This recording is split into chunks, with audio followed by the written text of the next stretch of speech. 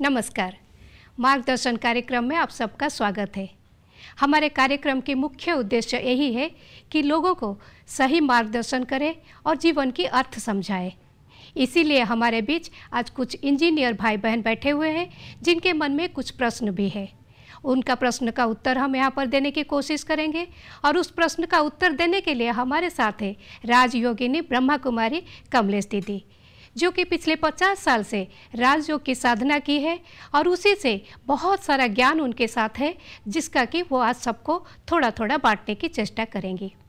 आइए उनका स्वागत तो करेंगे। उससे पहले आपको भी एक बात बता दें, आप भी ध्यान से ये कार्यक्रम को सुनिएगा, क्योंकि क्या पता आपका प्रश्न और यहाँ से उठने वाले प्रश्न एक ही हो। तो आइए कार्यक्रम शुरू करते हैं। दीदी नमस्कार। नमस्कार। हमारे कार्यक्रम में स्वागत है। दीदी, सबसे पहले तो मैं कार्यक्रम इसी से शुरू करूंगी कि जैसे इंजीनियर का बात करते हैं तो वो साइंटिस्ट होते, साइंस से रिलेटेड लोग होते हैं, तो साइंस और स्पिरिचुअलिज्म दोनों का रिश्ता क्या है? प्रजापिता ब्रह्मा कुमारी ईश्वरीय विश्वविद्यालय के अंदर आप सभी इंजीनियर्स विभाग से जुटे हुए भाई और बहनें पधारे हैं। वास्तव में देखा जाए तो संसार में इंजीनियर्स का कार्य क्या है? समाज को जितनी भी आवश्यकताएं उनको पूरा करना, उनकी समस्याओं का हल करना, निर्माण करना, चाहे मशीनों के द्वारा, चाहे इलेक्ट्रिकल के द्वारा मकान बनाना आदि आदि। और विज्ञान भी कितनी नई नई पद्धति का उपयोग करके इसी कार्य में लगे हैं, लेकिन फिर भी देखा यही जाता है कि समाज का सर्वांगीण विकास नहीं दिखाई दे रहा है। अगर हम साइंस को और साइलेंस को, स्पिरिचुअलिटी को समन्वय कर दें तो हो सकता है ये संभव हो।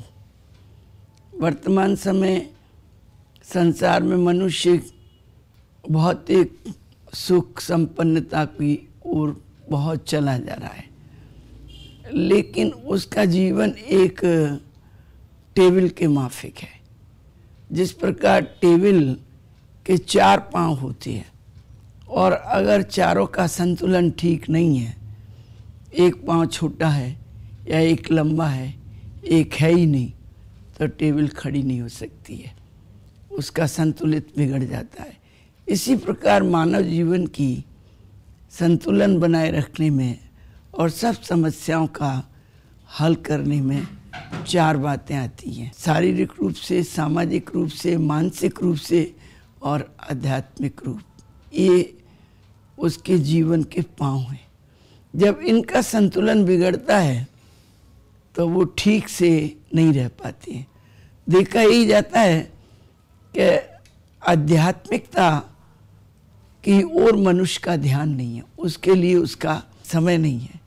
किसी प्रख्यात वैज्ञानिक अल्बर्ट आइंस्टीन ने कहा है कि अध्यात्म के बिना विज्ञान अंधा है और विज्ञान के बिना अध्यात्म लंगड़ा है, और दोनों अपना काम अलग अलग कर रहे हैं। अध्यात्म रहित जो विज्ञान कार्य कर रहा है वो एक अंधे व्यक्ति की तरह, और विज्ञान रहित जो अध्यात्म कार्य कर रहा है वो एक लंगड़े की तरह। अगर विज्ञान और अध्यात्म दोनों मिल जाए तो ये सुनिश्चित है कि जितनी प्रगति हम दुनिया में चाहते हैं वो कर पाएंगे, क्योंकि एक ओर है साइंस, एक ओर है साइलेंस, अध्यात्म। साइंस भी क्या करती है? सत्य की खोज कर रही है, और अध्यात्म भी क्या करता है? सत्य का बोध बताता है। पर साइंस के ऊपर अध्यात्म को माना जाता है, क्योंकि साइलेंस शक्ति से ही साइंस भी सत्य को खोजता है और अध्यात्म भी। तो अध्यात्म विज्ञान के अंदर ये है, वो संकल्प शक्ति की खोज करता है, और संकल्प शक्ति एक बहुत बड़े सत्य को प्रदान कर सकती है। इसलिए कहा जाता है कि स्पीच इज सिल्वर लेकिन साइलेंस इज गोल्ड। साइलेंस एक गोल्ड के समान है और स्पीच सिल्वर के समान है। साइंस के ऊपर है साइलेंस, और साइलेंस का मतलब ही है अध्यात्म। मनुष्य बहुत संसार में निर्माण का कार्य करता है, मकान निर्माण करते हैं, सब करते हैं, लेकिन जीवन निर्माण तो अध्यात्म के बिना नहीं हो सकता है। My question is, introspection is more important than spiritualism for development of a good personality. So kindly give your comments with the... एक ही बात है, अंतर्मुखी होना और अपने आप को समझना, वो आध्यात्मिकता में ही आता है। अंतर्मुखी एक क्वालिटी है, गुण है। कहते हैं अंतर्मुख, मुख के अंदर अपनी आँखों को, कानों को, मुख को, सबको अंदर ही अंदर देखते रहना कि ये कुछ गलत तो नहीं कर रही है, आँख बुरा तो नहीं देख रही है, मुख बुरा तो नहीं बोल रहा है, कान बुरा तो नहीं सुन रहा है, और अंदर अंदर परमात्मा का मनन चिंतन करना, वो सब आध्यात्मिकता में ही आता है। और उसको समझने के लिए भी अध्यात्म शक्ति चाहिए, गुण चाहिए, ज्ञान चाहिए, वो प्राप्त हो सकेंगे। और ज़्यादा भी है, सिर्फ अंतर्मुखता नहीं है, नम्रता है, सहनशीलता है, मधुरता है, हर्षित मुक्ता है, अनेक मूल्य हैं जो हमारे जीवन में आध्यात्मिकता से आ सकते हैं। और उस मूल्यों के आधार से आप एक समाज को भी मूल्यनिष्ठ बना सकते हैं और परिवार को भी मूल्यनिष्ठ बना सकते हैं और अपने आप को भी मूल्यों से भर सकते हैं। अंतर्मुखी होना माने खुद को हमेशा एनालिसिस करना कि हम कहाँ सही है, कहाँ गलत है, तभी फिर हमको पता चल जाएगा कहाँ सही कहाँ गलत। तो फिर आध्यात्मिक मार्ग में जाएंगे तो हमको सही रास्ता भी पता चल जाएगा कैसे जाना है। ठीक है, अभी हमारे साथ है शेख मुबासर अहमद जो कि असिस्टेंट इंजीनियर है। उनका एक प्रश्न है। हम लोग जानते हैं जो कि दुनिया में पैदा हुए हैं, दुनिया से जाना है। अब सब जानते हैं, हम जानते हैं, हमारे बच्चे भी जानते हैं, सब कुछ जानते हैं। तो आप जैसा पहले बोली हैं, जो इंसान को परमेश्वर परमात्मा के पास जाना ही है और उसको ध्यान करना है, ये पहला करना चाहिए या पढ़ाई आगे करना चाहिए? हम ऐसा सोचते हैं कि प्रथम में आपको परमात्मा को रखना चाहिए। वर्तमान समय क्या होता है, सब उठेंगे, उठते ही टीवी खोलेंगे, रेडियो सुनेंगे, अखबार पढ़ेंगे, इधर उधर के वातावरण बातचीत में जाएंगे, फिर कहेंगे फिर बाद में ईश्वर को याद करेंगे, फिर 2 घंटा चला गया, फिर उसके बाद करते करते रात आ जाती है। और सोते टाइम सोचेंगे कि 2 मिनट के लिए मैं राम नाम को याद करूं। उसमें भी उनको कुछ ना कुछ स्वार्थ या दाम आ जाता है राम राम की जगह पर। परंतु जो प्रभु परमात्मा जिसने हमें जीवन दिया है, बच्चे दिए हैं, सब कुछ दिया है, उसको हमें प्रथम कॉलम में रखना चाहिए। सबसे पहले उठकर हम गॉड को नमस्कार करें, उससे मिलें, गुड मॉर्निंग करें, उससे बातें करें और उससे कंसंट्रेशन करके हम शक्ति लें। तो वो शक्ति के आधार से आपके जो 23 घंटे व्यतीत होंगे वो सब अच्छे ही अच्छे जाएंगे। इसलिए प्रथम कॉलम होता है जीवन का या दिनचर्या का परमात्मा को रखना। हम लोग भी यहाँ पर सबसे पहले अर्ली मॉर्निंग 3:30 बजे उठ कर के उसको याद करते हैं, 1 घंटा मेडिटेशन करते हैं जिसको कहते हैं राजयोग। उसके बाद दूसरा काम करते हैं ना, मॉर्निंग सोज द डे। अगर सुबह अच्छा है बाकी सब कुछ दिन भर अपने आप अच्छा हो जाएगा। अभी हम क्वेश्चन लेंगे सुब्रत महांती जो असिस्टेंट इंजीनियर है। मेरा पहला प्रश्न है, हम जो स्पिरिचुअल साइंस को जानते हैं, इसका अंदर एक वास्तुशास्त्र है, वास्तु का साइंस है जिसका निर्माण हम करते हैं। और एक हम देखा जाता है, एक घर को जाने के बाद हमारा उन्नति होता है और दूसरा घर को जाने के बाद हमारा अवनति होता है।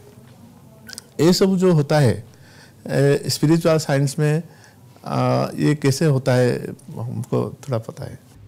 ऐसा कुछ नहीं है। स्पिरिचुअलिटी अपनी एक पढ़ाई है, वास्तुकला अपनी एक पढ़ाई है। बहुत लोग हैं जो वास्तुकला को मानते ही नहीं है, भगवान के ऊपर रख के चलते हैं, अध्यात्म को ही ज़्यादा मानते हैं। और कितने वैज्ञानिक लोग भी बस वास्तुकला को नहीं मानते होंगे, और कितने आध्यात्मिक दृष्टिकोण में चलते हुए भी वास्तुकला को मानते हैं। तो जैसी जिसकी भावना है उसको चलने में करने में कोई ऐतराज नहीं है।